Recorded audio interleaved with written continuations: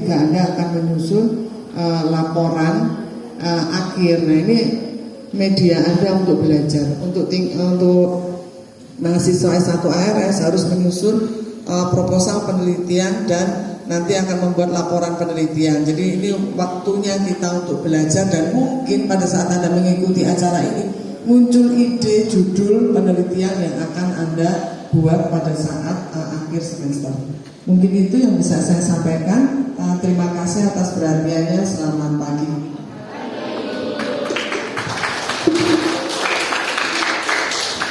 Baik, terima kasih untuk Ibu Rina. Baik, tiba saatnya pada acara inti, yaitu pemaparan proposal PKM 16 terbaik dari seluruh mahasiswa STKS Agrosadar. Sebelumnya, kami undang juri proposal PKM semester ganjil untuk bisa menempati tempat yang telah disediakan.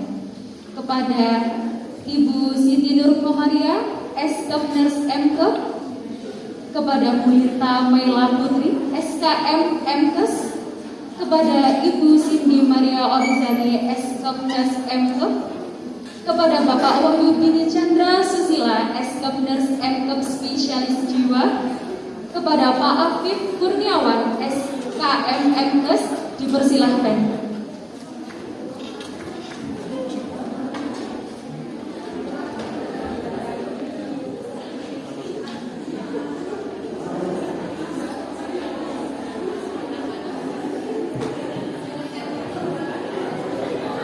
Selanjutnya, saya akan sampaikan beberapa ketentuan acara inti sebagai berikut. Berupa pengobatan yang efektif, di mana dalam metode pengobatan diabetes ini terdapat metode pengobatan konvensional atau modern secara medis 14,65% pada laki-laki dan 16,01% pada perempuan, yang diambil dari Dinas Kesehatan Kota Surabaya tahun 2018.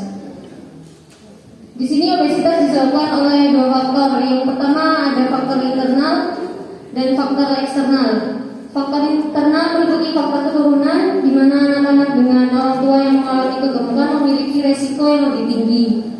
Faktor keturunan berperan penting karena genetik mempengaruhi bagaimana tubuh merespons perubahan lingkungan.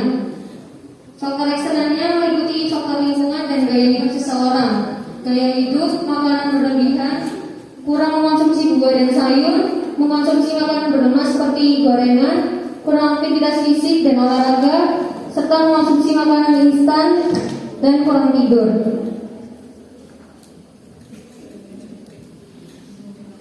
Pengetahuan dan sikap remaja tentang gizi mempengaruhi terjadinya obesitas. Hanya saja mungkin beberapa yang bisa mungkin harus menjadi perhatian lebih terkait dengan desain riset. Jadi kalau kita baca dari judul web sebelumnya, kalau kita baca dari judul kan ini efektivitas penggunaan buklet. Peristiwa sudah menjadi muka penggunaan buklet. Berarti kalau penggunaan buklet ini idealnya dia sudah bukan persepsional, karena dia sudah semi adekuasi eksperimental di situ. Karena kan kalian memberikan intervensi berupa buklet, betul? Dan harus ada pre dan prosesnya dong. Kalau seperti itu, pre-nya seperti apa, dikasih buklet, lalu postnya seperti apa, seperti itu konsepnya. Iya. Ya, nah itu nanti harus dijelaskan di desain. Di sini di desain-desainnya masih belum tergambar dengan jelas. Jadi ada inkonsistensi atau tidak konsisten antara judul, tujuan dengan desain-desain, gitu ya. Lalu yang kedua, ini kan menggunakan videonya adalah video modul. Harapannya sebenarnya kalau sudah menuliskan media modul, kalau tidak harus dimunculkan gambaran modelnya itu seperti apa. Coba itu dapat berpengaruh atau tidak untuk pasien anak leukemia dan kemoterapi. Untuk manfaatnya dapat mengurangi rasa panik, dapat mengalihkan rasa takut saat anak menjalani kemoterapi. Nah, keutamaannya sendiri yaitu dapat meningkatkan relaksasi, lalu dapat meningkatkan pemahaman spiritual serta kemampuan motoriknya. Temuannya ditargetkan yaitu dapat meningkatkan keberhasilan kemoterapi serta dapat meningkatkan angka kesembuhan pasien penyakit leukemia. Next. Kontribusinya dapat dilakukan di rumah sakit ataupun intervensi mandiri keperawatan. Lalu untuk luarannya dapat dipublikasikan di jurnal ilmiah dan produknya dapat